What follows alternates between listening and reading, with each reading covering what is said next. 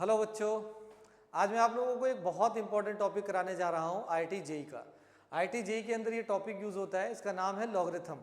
अब लॉगरिथम को लेकर आप लोगों के दिमाग में बहुत सारी बातें होती हैं कि सर लॉगरिथम बहुत जगह से पढ़ा है पर समझने में प्रॉब्लम आती है या उसकी एप्लीकेशन में हमें दिक्कत आती है। मैं आपको जो लॉगरिथम पढ़ाऊंगा उस लॉगरिथम के अंदर बेसिक से चलेंगे, यानी कि हम लॉग क्या होता है, उसके बेसिक क्वेश्चंस क्या हैं, उन बेसिक क्वेश्चन को प्रैक्टिस करने के बाद हम हाई लेवल की तरफ जाएंगे। डायरेक्ट हाई लेवल के क्वेश्चंस हम नहीं करेंगे, ठीक है ना। तो आपको करना कुछ नहीं है, जितना भी टॉपिक मैं यहाँ पे करा रहा हूँ एक तो आप उसे नोट डाउन करो एंड सेकेंडली आप उसे क्या करोगे, जो भी मैं उससे रिलेटेड क्वेश्चन इस बोर्ड पर शेयर करूंगा आप उसे प्रैक्टिस करके जितना भी जो भी आंसर आता है मुझे कमेंट बॉक्स में लिख कर दोगे, ठीक है। फिर भी अगर आपको कोई प्रॉब्लम आती है तो आप क्या कर सकते हो, मेरे साथ या कमेंट बॉक्स में आप अपनी प्रॉब्लम लिख सकते हो कि सर इस टॉपिक में अभी भी मुझे इस जगह पे प्रॉब्लम आ रही है। उम्मीद करता हूं कि आप लोगों को इतनी प्रॉब्लम नहीं आएगी, ठीक है, क्योंकि मैं पढ़ा एकदम बेसिक से रहा हूं। बेसिक से हम चलेंगे हाई तक, ठीक है। तो स्टार्ट करते हैं। सबसे पहले हम लोग लॉगरिथम। आप लोग जानते हो लॉगरिथम क्या है ना। देखो लॉगरिथम की अगर मैं बात करता हूं तो बहुत ज्यादा आप लोग सोचने की जरूरत नहीं है, बस एक सिंपल सी बात है। आप लोग एक्सपोनेंशियल को तो जानते होंगे, एक्सपोनेंट फॉर्मेट को तो जानते होंगे ना। एक्सपोनेंट फॉर्मेट क्या होता है? अब आप एक्सपोनेंट फॉर्मेट में e raise to power x पे जा रहे हो, नहीं, मैं उसकी बात नहीं कर रहा हूं। मैं एक सिंपल सी बात कर रहा हूं जो आपने क्लास 9th में पढ़ी थी। क्लास 9th में आप लोगों ने एक्सपोनेंट फॉर्मेट का स्टार्ट किया था। कैसे किया था? अगर देखो मैं बात करता हूं जैसे 2 रेज़ टू पावर 4 है, ये एक नंबर का एक्सपोनेंट फॉर्मेट है। यानी कहने का मतलब क्या है, इसका मतलब हो गया 2 इंटू में 2 इंटू में 2 इंटू में 2, कुल मिलाकर आपके 2 रेज़ टू पावर 4 की वैल्यू कितनी आ गई? 16 आ गई। इस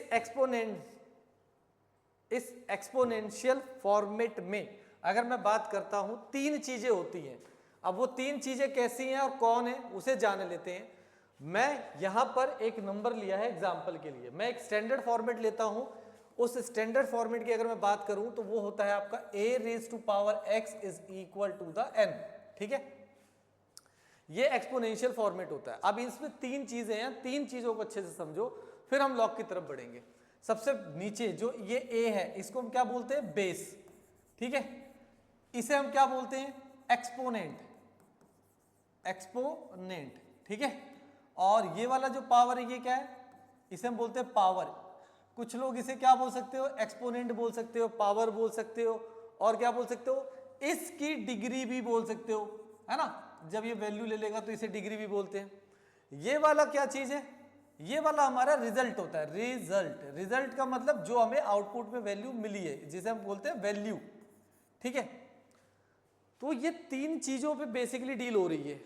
अब यही डील हमारी कुछ लॉज लेकर चलती, कुछ रूल्स लेकर चलती है, ठीक है। जब इस एक्सपोनेंशियल फॉर्मेट को हम कन्वर्ट करते हैं लॉगरिथम फॉर्मेट में, यानी इसी चीज को हम दूसरे तरीके से पढ़ते हैं। अब दूसरे तरीके से पढ़ने का क्या मतलब है?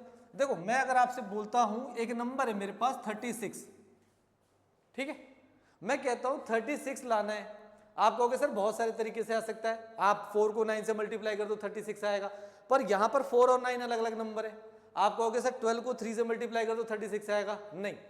मैं आपसे कहता हूं कि मुझे 36 चाहिए, परंतु शर्त मेरी यह है कि जो नंबर मल्टीप्लाई होंगे वो सेम नंबर होने चाहिए। तो आप क्या करोगे बेसिकली 36 लाने के लिए 6 इंटू में 6, आपका आंसर कितना आ जाएगा? 36, ठीक है। अब अगर इसे रीड करना है तो कुछ इस तरीके से हो जाएगा 6 रेज़ टू पावर 2 36, ठीक है। This is the exponential format.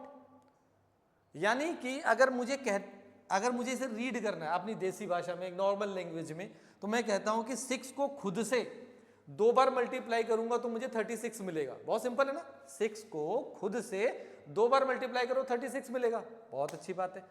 अब इसी तरह अगर मैं कुछ नंबर्स और ले लेता हूं, जैसे 2 इंटू में 2 इंटू में 2 इंटू में 2, यानी मैं यहां पर क्या कह रहा हूं कि 2 को खुद से इटसेल्फ 4 टाइम्स मल्टीप्लाई किया तो मुझे क्या मिल रहा है? 16 मिल रहा है, ठीक है। इसी तरह एक और फॉर्मेट आता है, उस फॉर्मेट में कुछ इस तरीके से लिखा जाता है कि भाई लॉग बेस 6 36 इज डैश। अब इसको कैसे रीड करते हैं? लॉग कैसे, इस बात को लॉग कैसे कहता है? लॉग कहता है कि 6 को, इस 6 को, लॉग को ऐसे पढ़ो, लॉग कहता है 6 को खुद से, ये कह रहा लॉग को खुद, सॉरी 6 को खुद से कितनी बार मल्टीप्लाई करेंगे कि हमारा आंसर कितना आना चाहिए 36। इसी में दे दिया। इसमें क्या दिया था, इसमें दे रहा था कि 2 को अगर मैं खुद से 4 टाइम्स मल्टीप्लाई करता हूं तो 16 आता है। यहां कह रहा है 6 को मैं खुद से 2 टाइम्स मल्टीप्लाई करता हूं तो 36 आ रहा है वैल्यू। इसमें आपको उसने बेस दे दिया और बेस कहता है कि 6 को खुद से कितनी बार मल्टीप्लाई करूं कि 36 आएगा। तो आंसर यहां पर क्वेश्चन मार्क हो जाता है। इसी को सॉल्व करना हमारा क्या कहलाता है, लॉगरिथम। इसी में सारी कहानी इधर से उधर चलती रहती है। ठीक है, तो इसका आंसर आपको पता ही है, इसका आंसर 2 आएगा। ठीक है, तो बेसिक हमारा ये है लॉग का। लॉग एक्चुअल में एक्सपोनेंशियल से, सॉरी एक्सपोनेंशियल से लॉगरिथम फॉर्म में लिखी गई एक कहानी है।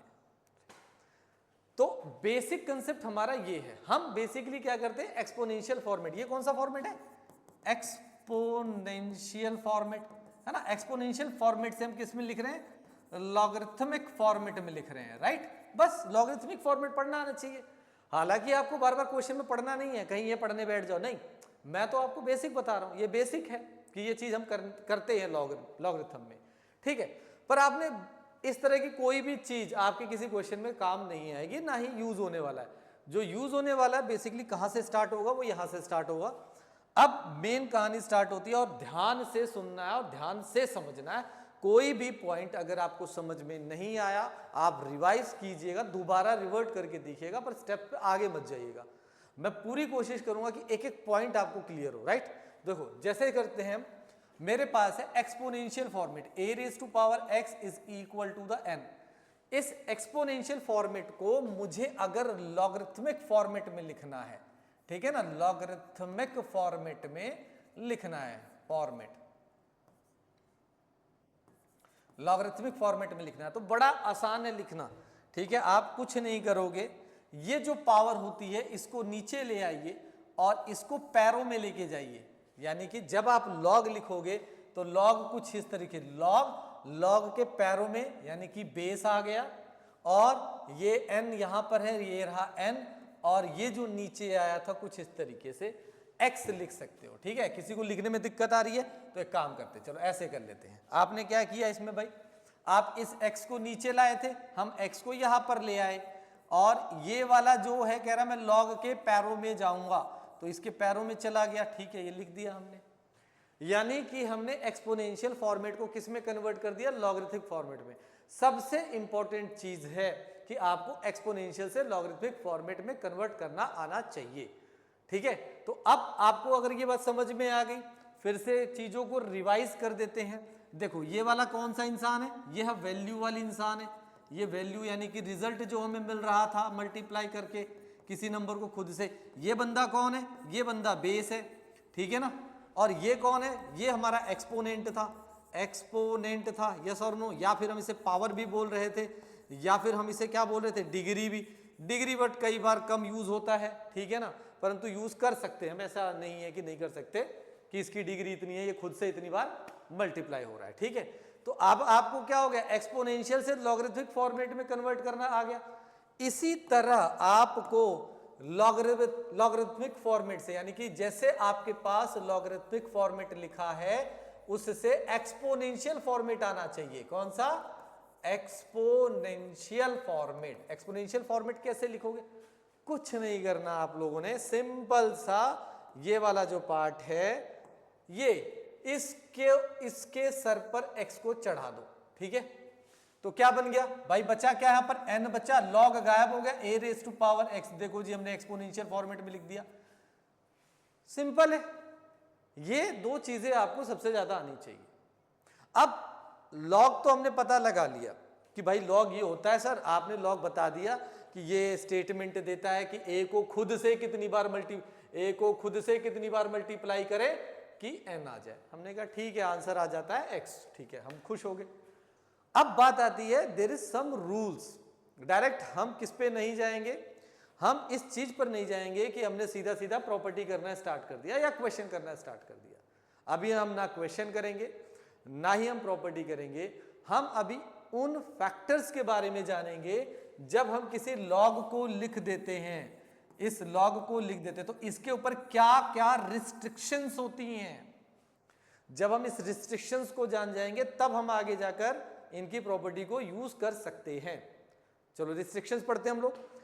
रिस्ट्रिक्शन पढ़ना सबसे आसान है। अब रिस्ट्रिक्शन को हम बहुत तरीके से पढ़ेंगे। अब क्या होता है बेसिकली जब हमारे पास लॉगरिथम लिखा होता है, ओके, रिस्ट्रिक्शन में देखो स्टार्ट करते हैं। कुछ रूल्स मैं आप लोगों को बताता हूं। अब रूल्स में डायरेक्ट नहीं बताऊंगा, पहली बात, ठीक है, मैंने बताया था ना बेसिक से करना है तो बेसिक से करना है। चलो एक काम करते हैं। हमारे पास मान लीजिए a raise to power x is equal to n है, ठीक है। इसमें क्या क्या हो सकता है, a raise to power x is equal to n में कुछ रूल्स हैं। सबसे पहले मैं एक रूल लेता हूं, मान लेता हूं मैं केस ले रहा हूं। क्या केस लेता हूं मैं कि a जो है वो ग्रेटर देन 0 है। अगर a मेरे पास ग्रेटर देन 0 है, ध्यान से समझना, a मेरे पास ग्रेटर देन 0 है तो there is what are the possibilities, क्या क्या पॉसिबिलिटीज होंगी। तो अब भाई a ग्रेटर देन 0 है, n के साथ क्या हो सकता है, n जो है आपके पास n इज ऑलवेज जो n आपको आउटपुट में मिलेगा, समझ रहे हो, आउटपुट के फॉर्मेट में, वो ऑलवेज आपको क्या मिलेगा, पॉजिटिव रियल नंबर। क्या मिलेगा, पॉजिटिव रियल नंबर। अब आप सोच रहे होगे कैसे, चलो अभी बताएंगे थोड़ी देर में, थोड़ी देर के साथ बता देते हैं। मान लीजिए आपने a की वैल्यू ले ली 2, अब 2 की पावर आप कुछ भी रख दीजिए जो आपका मन करे, एक शर्त आएगी बस उसकी, जो पावर आप रखोगे वो पॉजिटिव में होनी चाहिए, यानी कि पॉजिटिव होना चाहिए। वो भी अभी मैं आपको समझाता हूं क्यों पॉजिटिव होना चाहिए। दूसरा रूल है n is any positive real number हो सकता है। एंड सेकेंड पार्ट, अगर मैं बात करता हूं n जो आएगा वो हमेशा क्या रहेगा, 0 से ग्रेटर रहेगा। अब एक बच्चे के मन में विचार आ रहा है सर 0 से ग्रेटर कैसे हो सकता है, देखो बिल्कुल हो सकता है, क्योंकि आप 0 से बड़ी वैल्यू ले रहे हो।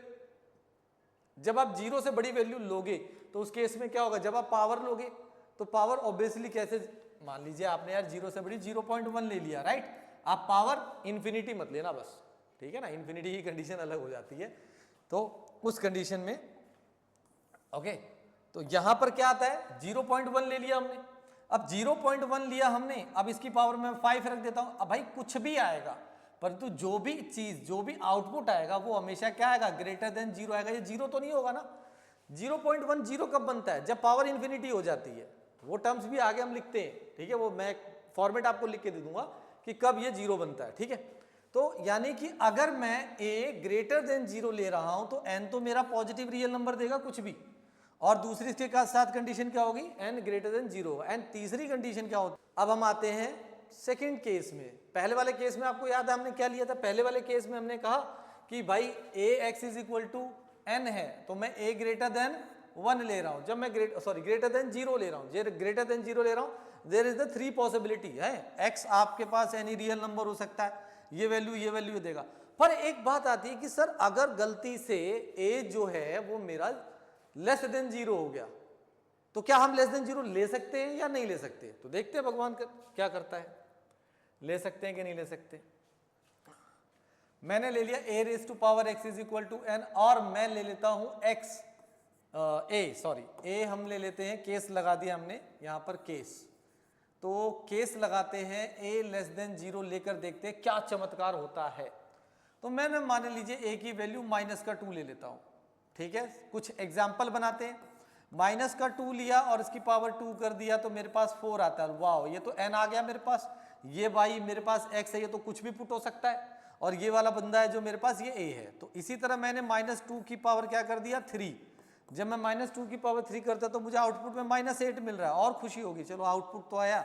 ये कौन है, कैपिटल N है, ये कौन है, x है, ये कौन है, a है, ठीक है, ये हम लेस देन 0 ले रहे हैं। बट अब मेरे पास x कुछ भी लेने का राइट है, पावर में कुछ भी ले सकता हूं, एनी रियल नंबर।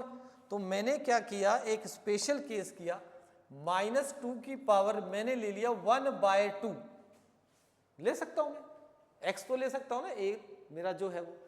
जैसे ही मैंने यहां पे लिया नॉट अ रियल नंबर, ये मुझे कोई भी रियल नंबर नहीं दे रहा है क्योंकि ये कॉम्प्लेक्स नंबर में चला गया। आपको एक्सप्लेन करके बताऊं तो ये ऐसा लिखा जाएगा माइनस में 2, तो ये कुछ इस तरीके से लिखा जाता है -1 इंटू में 2, कुछ इस तरीके से हो जाएगा माइनस इंटू में √2, यानी क्या बन जाएगा √2 आयोटा। तो ये हमारे रियल नंबर सिस्टम से बाहर हो गया, यानी ये वाला पार्ट हम लोग नहीं ले सकते। तो यहां से सीखने के लिए क्या मिलता है, यहां से सीखने के लिए यह मिलता है कि भाइयों आपका जो a है वो ग्रेटर देन 0 होगा, a लेस देन 0 नहीं लिया जा सकता। रूल क्लियर हो गया? चलो ठीक है। मुझे पता है तुम्हारे मन में क्या विचार आ रहा है कि सर व्हाट हैपन अगर मैं a इज इक्वल टू 1 ले सकता हूं, ये तो आपने कह दिया, चलो मैंने मान लिया, तो 0 पे ले लेता हूं तो क्या हो सकता है, क्या a इज इक्वल, इस पे आते हैं, हमारे पास यही चल रहा था हमारा, a इज इक्वल टू 0 लेते हैं सर क्या होगा भाई, a इज इक्वल टू 0 क्यों लोगे, मेरी बात सवाल जवाब दो। बेस को 0 को कितनी बार भी मल्टीप्लाई कर दो 0 देगा ना, तो ये तो एक्सपोनेंशियल का पार्ट नहीं हुआ। तो अब आता है कि सर क्या ये आपने मुझे बता दिया कि सर हमने ले लिया क्या, a ग्रेटर देन 0 होना चाहिए, समझ में आ गया। What happen if a is equal to 1, अगर मेरे पास a इज इक्वल टू 1 होगा तो क्या हो सकता है, क्या मैं 1 ले सकता हूं, तो देखते हैं क्या ले सकते हैं कि नहीं ले सकते। मान लीजिए इसे लॉगरिथम फॉर्मेट में मैं लिखता हूं, log of base a n is equal to the x, ठीक है, लॉगरिथम से नहीं एक्सपोनेंशियल से समझाता हूं, ठीक है, एक्सपोनेंशियल से समझ लेते हैं। मान लीजिए आपके पास क्या है, 1 raise to power x is equal to the n, अब ये तो एक्सपोनेंशियल फॉर्मेट लिखा है। इन दिस कंडीशन अगर मैं ये कहता हूं यहां पे 3, तो आपको आउटपुट में क्या मिलेगा, 1 मिलेगा, ये इक्वेशन 1 हो गई। अगर मैं कहता हूं 1 रेज टू पावर 99, तो भी आपको आउटपुट में क्या मिल रहा है, 1, ये इक्वेशन 2 हो गई। तो लेफ्ट हैंड साइड और राइट हैंड साइड दोनों आपस में क्या है, बराबर है, तो 1 की पावर 3 और 99 की पावर भी 3, तो 1 की power 3 and 1 raise to power 99 ये भी आपस में बराबर है, यानी कि अगर ये बेस बराबर है तो 3 इज इक्वल टू 99 होना चाहिए, जो कि नहीं है, यानी कि इसका मतलब बेस में आप 1 भी नहीं ले सकते हो।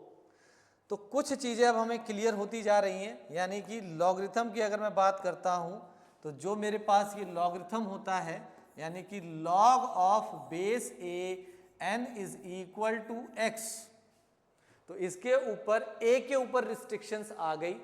पहली रिस्ट्रिक्शंस क्या आई a के ऊपर कि a हमेशा ग्रेटर देन 0 होगा, ठीक है, पहली रिस्ट्रिक्शन। दूसरी रिस्ट्रिक्शन a 1 के बराबर नहीं हो सकता, 2 रिस्ट्रिक्शंस हो गई।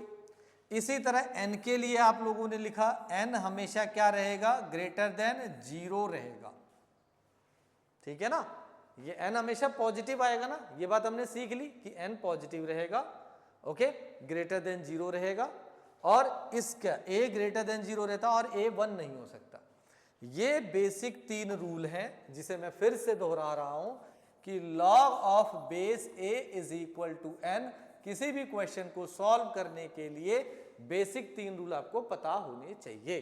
पहला रूल कि क्या, कि n जो है always greater than 0, okay sir. दूसरा a इज always greater than 0, okay sir.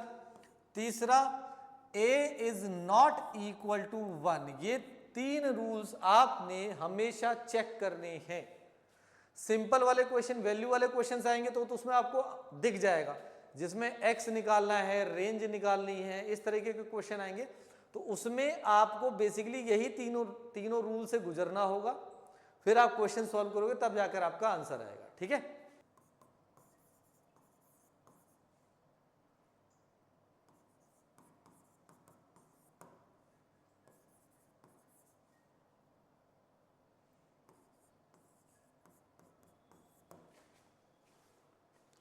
Okay, अब यहां पे ध्यान से देखो, 2 क्वेश्चन मैंने आपको प्रैक्टिस के लिए दिए हैं, मतलब इसी चीज को समझ रहे हैं, ओके। तो अगर मैं बात करता हूं यहां पर सॉल्यूशन की, तो सबसे पहला क्वेश्चन है, मैं इसे क्या करूंगा, क्वेश्चन नंबर 1, क्वेश्चन नंबर 2, तो मैं इसका सॉल्यूशन लिखता हूं, सॉल्यूशन ऑफ नंबर 1, तो मैंने इसे लेट कर लिया भाई, क्या लेट कर लिया कि log of base 2 512 is equal to x होगा, ठीक है। ये जो मेथड करा रहा हूं ना, ये एक्सपोनेंशियल मेथड से सॉल्व करा रहा हूं, इसके एप्लीकेशन यानी प्रॉपर्टी बेस्ड क्वेश्चन अभी नहीं करा रहा हूं मैं, ठीक है। तो जब हम इस लॉगरिथम को एक्सपोनेंशियल में लिखेंगे तो इसकी पावर में क्या आ जाएगा, ये आ जाएगा, यानी कि 512 is equal to 2 raise to power x आ जाएगा। ठीक है, और 512 तो आप जानते हो ना 2 की कितनी पावर होता है, ये होता है 2 रेज टू पावर 9। जिसको नहीं पता वो भाई प्लीज नोट कर लीजिएगा। 2 raise to power 0 is equal to 1, 2 raise to power 1 is equal to 2, 2 raise to power 2 4 होता है, 2 रेज टू पावर 3 8 होता है, 2 रेज टू पावर 4 16 होता है, 2 रेज टू पावर 5 32 होता है, 2 रेज टू पावर 6 64 होता है, 2 रेज टू पावर 7 128 होता है, 2 रेज टू पावर 8 256 होता है, 2 रेज टू पावर 9 512 होता है, 2 रेज टू पावर 10 1024 होता है। ये याद रखना, ये सीरीज बहुत काम आती है। ठीक है, तो ये आपके पास आ गया 512 मैंने रिप्लेस कर दिया, बेस सेम है यानी कि x की वैल्यू क्या होगी 9 होगी। सबसे सिंपल क्वेश्चन है। तो ये वाला क्वेश्चन आप लोगों के लिए रह गया, इसका आंसर आप लोग क्या करोगे कमेंट बॉक्स में लिखना। बहुत सिंपल है यार, आप भी कहोगे सर हलवा क्वेश्चन दे रहे हो। चलते हैं हलवे से आगे, मजा आएगा अभी। लॉग ऑफ बेस 4, ठीक है, थर्ड क्वेश्चन प्रैक्टिस करनी है। फिर आपके पास लॉग ऑफ रूट 2 4 5 है आपके पास, लॉग ऑफ रूट 5 1 2 5 6 है आपके पास, लॉग ऑफ बेस 1/3 और 9। ठीक है, ये क्वेश्चन है आपके लिए। अब इसमें से एक क्वेश्चन मैं करा देता हूं जिसमें आपको हो सकती है परेशानी हो। मैं क्वेश्चन नंबर 4 करा देता हूं। 4 का सोल्यूशन लिखते हैं।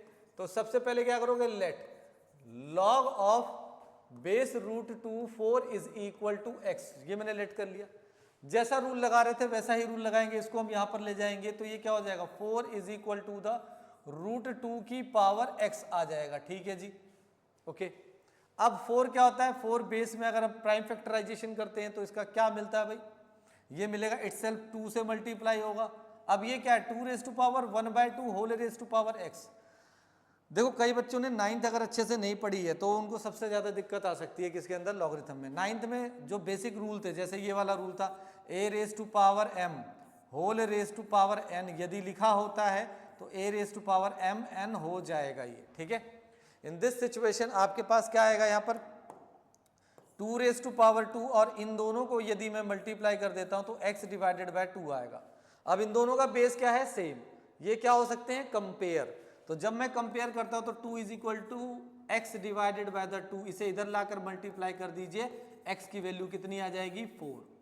ठीक है, तो आई थिंक ये वाले क्वेश्चंस आप लोगों के लिए इजी हो जाएंगे, आराम से सॉल्व हो सकते हैं। ठीक है, और आराम से कैसे सॉल्व किया जा सकता है और इजी कैसे बनाया जा सकता है, तो ये क्वेश्चन बहुत इजी है जब हम लोग प्रॉपर्टी पढ़ेंगे। ठीक है, प्रॉपर्टी इस वीडियो में मैं नहीं पढ़ाऊंगा, मैं इस वीडियो में आपको सिर्फ बेसिक बता रहा हूं एंड लॉगरिथम के ऑल बिहेवियर्स के बारे में बात करूंगा। ठीक है, प्रॉपर्टी हम लोग नेक्स्ट वीडियो में करेंगे। अब ना एक और चीज है कि सर आपने ये बता दिया कि log of base a is equal to x है। रूल पहले बता दिया कि n ग्रेटर देन 0 होना चाहिए, रूल दूसरा बता दिया a भी ग्रेटर देन 0 होना चाहिए, रूल तीसरा बता दिया कि यदि a is equal to a 1 नहीं होना चाहिए।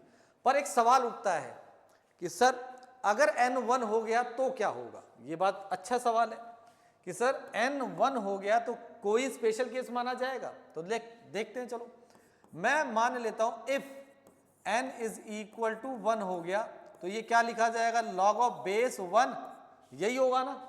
ये कुछ ना कुछ तो आउटपुट देगा भाई, ये आउटपुट देगा।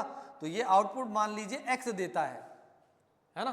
तो ये x अगर आउटपुट देता है तो ये आपके लिए क्या होगा, चलिए यहां पे चलते हैं, यहां से चलते हैं। तो इसको मैं कैसे लिखूंगा, इसकी पावर में चला गया तो ये क्या हो गया, लॉग ऑफ, नहीं लॉग तो हट जाएगा ना, पावर में चला गया तो आपके पास क्या आ गया 1 is equal to the a raise to power x। यही आएगा कि नहीं आएगा, समझ में आया कि नहीं आया। अब a तो आप जानते हो कोई सा भी पॉजिटिव नंबर हो सकता है, रूल के हिसाब से a एनी पॉजिटिव नंबर, हम खुश हो गए। अब एक बच्चा कह रहा है 1, ना 1 तो होगा ही नहीं, 1 तो ले ही नहीं सकते। अब ये अगर कोई पॉजिटिव नंबर है और दुनिया का कोई भी पॉजिटिव नंबर कब 1 देता है, जब उसकी पावर क्या होती है 0। यानी कि इसके लिए क्या रूल बना, बताओ। इसके लिए रूल बना कि this is only possible when क्या हो जाएगा x इज इक्वल टू 0। यानी कि आपके पास क्या बनेगा, a रेज टू पावर 0, यानी कि ये रहा, ये वाला पार्ट कहाँ गया, ये इस वाले पार्ट में अगर मैं कहता हूं कि भाई log ऑफ बेस a 1 है तो इट मस्ट बी 0, उसकी वैल्यू क्या होगी 0। तो यहां से याद कर लीजिएगा कि log 1 जो आपको कई बार बोला जाता है, log 1 की वैल्यू हमेशा क्या होती है 0। कैसे होती है वो आप लोगों ने यहां पे देख लिया, ठीक है। तो ये बड़ा इंटरेस्टिंग है, बेस कुछ भी हो, बेस डिफाइंड होना चाहिए, इस रूल को फॉलो करना चाहिए। इसी तरह एक तीसरा रूल बनता है इससे, रूल अच्छा है, वो ये कहता है कि इफ, कंडीशन लेते हैं sir, if a is equal to n, ये दोनों बराबर हो जाए, समझ रहे हो, वो कह रहा है इफ a और n यदि बराबर हो जाए तो क्या होगा, तो देख लेते हैं। log ऑफ बेस a और a, तो ये आंसर में क्या आएगा पता नहीं, तो मैं मान लेता हूं आंसर में x आएगा, ठीक है भाई, ओके। तो यहां से ये एक्सपोनेंशियल फॉर्मेट में लिखा, तो a इज इक्वल टू क्या हो जाएगा, a raise to power x हो जाएगा, ठीक है। अब हमारे पास ये चीज सेम है, ये दोनों का बेस सेम है, तो इसकी पावर कुछ नहीं है तो 1 है, यानी कि x इज इक्वल टू क्या होना चाहिए 1। यानी कि रिजल्ट क्या मिला हमें, रिजल्ट ये मिलता है कि सर जिंदगी में कभी भी अब बेस और वैल्यू अगर बराबर हुए तो वो तभी हो सकते, उस समय log की वैल्यू कितनी होगी 1 होगी। तो आपके पास एक रूल कौन सा आया, एक रूल आपके पास ये आ गया है ना, जब आपके पास n 1 होगा तो 0 देगा, और जब n और a बराबर होते हैं यानी दोनों में से ये a होगा तो ये क्या देगा आपको, हमेशा 1 देगा, ठीक है। तो जनरली स्टूडेंट सोचते हैं सर इसके बाद तो सीधा प्रॉपर्टी आती है और प्रॉपर्टी वाले क्वेश्चन ही बनते हैं, तो मैं कहूंगा जरूरी नहीं है इसके बाद प्रॉपर्टी वाले क्वेश्चन ही बने, इसके बाद अभी भी हम इन्हीं रूल्स पे इनइक्वालिटी के क्वेश्चंस कर सकते हैं। इनइक्वालिटी समझते हो ना, इनइक्वालिटी के क्वेश्चन इस पर कैसे बनते हैं वो देख लेते हैं, ठीक है। जैसे मैं आपको एक क्वेश्चन देता हूं, कहता find the value of x for which, find value of x for which log is defined, is defined, log जो है वो डिफाइंड होना चाहिए, ठीक है भाई। तो आपके पास आया क्वेश्चन है आपके पास log ऑफ बेस 4 दे दिया मैंने, यहां पर दे दिया x माइनस में 3, ठीक है, ये क्वेश्चन दे दिया, इनइक्वालिटी का क्वेश्चन है ये, ठीक है। इनइक्वालिटी में नहीं यूज होता, मतलब मेरे कहने का मतलब है इस तरीके के क्वेश्चन से हम स्टार्ट कर रहे हैं, तब हम जाएंगे जेई की तरफ धीरे धीरे, अभी हम बेसिक पर ही है, ठीक है। अब बात ये आती है कि सर इसे सॉल्व कैसे करना है, सॉल्व करना बड़ा आसान है। जब आपके पास ये आया तो मैं यहाँ पे लिखता हूँ सॉल्यूशन। भैया ये जो मैं प्रेजेंटेशन लिख रहा हूँ ये प्रेजेंटेशन एक्यूरेट नहीं, जरूरत नहीं है, कॉम्पिटिटिव में प्रेजेंटेशन की जरूरत नहीं होती, आप डायरेक्टली सॉल्व कर सकते हो, पर मैं आपको अब समझाने के लिए प्रॉपर फॉर्मेट लिख रहा हूँ, ठीक। तो मेरे पास तो ये प्रश्न है, मैं जानता हूं कि log of base a is equal to x है, तो इसकी होती है सर 3 कंडीशन। पहली कंडीशन क्या होती है, n जो होता है ग्रेटर देन 0 होना चाहिए, दूसरी कंडीशन होती है कि सर a भी ग्रेटर देन 0 होना चाहिए, और तीसरी कंडीशन होती है सर a 1 नहीं होना चाहिए। तो जब हम क्वेश्चन के पास गए तो इस क्वेश्चन के अंदर मेरी ये दोनों कंडीशन फुलफिल हो रही हैं, क्योंकि जो मेरा a है वो क्या है, वो मेरा 4 है, वो ग्रेटर देन 0 भी है और इक्वल 1 भी नहीं है। तो अब मुझे सिर्फ इसको चेक करना है, तो फॉर डिफाइंड हमें क्या करना पड़ेगा, फॉर लॉगरिथम इज डिफाइंड, मेरे लिए क्या हो जाएगा x minus 3 is greater than equal to 0। ये स्टूडेंट गलती करते हैं, आदत पड़ जाती है, भाई इक्वल टू नहीं आएगा, सिर्फ क्या आएगा ग्रेटर देन। यहां पर क्या है ये n ग्रेटर देन, ये किसकी पोजीशन पर है, n की पोजीशन पर, तो n इज ग्रेटर देन 0, यानी कि x इज ग्रेटर देन 3। इसे आप कैसे लिखते हो, ऐसे ही आंसर लिख दो, या फिर इसे x बिलोंग्स टू 3 से लेकर इंफिनिटी तक, ये आपका आंसर हो गया, सिंपल सा। एक और बनाते हैं इसी पे क्वेश्चन, चलो ठीक है। नेक्स्ट क्वेश्चन की तरफ बढ़ते हैं। मान लीजिए आपके पास है log of base, log of value 3 base x minus 4, कहता है बताइए, सेम क्वेश्चन है, स्टेटमेंट सेम है कि find the value of x for which this log is defined, ठीक है, हमने कहा चलो ठीक है। जब हम सॉल्यूशन की तरफ बढ़ते हैं तो हमारे पास सॉल्यूशन में आएगा, है ना भाई। सॉल्यूशन के प्रेजेंटेशन में आपको समझाने के लिए मैं यहां पर यह लिख रहा हूं पहली चीज कि भैया लॉग, बोलो log a base a n is equal to x में एन ग्रेटर देन 0, दूसरा ए ग्रेटर देन 0, तीसरा ए नॉट इक्वल टू 1। अब बात आती है कि सर चेक करें जरा, तो इस क्वेश्चन में हमें बेसिकली क्या दिया हुआ है 3, एन क्या दिया हुआ है 3, तो पहली कंडीशन फुलफिल हो गई सर। दूसरी कंडीशन पर आते हैं तो दूसरी कंडीशन हमें निकालनी पड़ेगी, तो वो क्या हुआ ए ग्रेटर देन 0 का मतलब हम क्या यूज करेंगे x माइनस 3 लिख रहा हूं पिछले वाले क्वेश्चन का, x माइनस 4 ग्रेटर देन 0, तो x क्या आएगा ग्रेटर देन 4 आ गया, हम खुश हो गए।